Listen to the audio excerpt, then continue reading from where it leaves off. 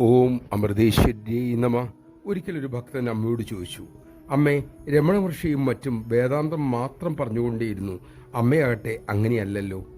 മകന്റെ ചോദ്യത്തിന് ഉത്തരമായി അമ്മ അരുളി, മക്കളെ, രമണ മഹർഷിക്കരികിൽ ഉന്നതാധികാരികൾ വന്ന് സംശയങ്ങൾ ചോദിച്ചു. അദ്ദേഹം അതിന് കൃത്യമായ ഉത്തരം നൽകി. അമ്മയ്ക്കരികിൽ ആയിരക്കണക്കിന് മക്കൾ പലതരത്തിൽപ്പെട്ടവർ വരുന്നു. അവർ ചോദിക്കുന്നു, ഞാൻ ഏത് ജോലിക്ക് പോകണം അമ്മേ? ഞാൻ വീട് വയ്ക്കണോ? ഞാൻ കല്യാണം കഴിക്കണോ? അമ്മ അവരോട് എങ്ങനെയാണ് വേദാന്തം പറയുക?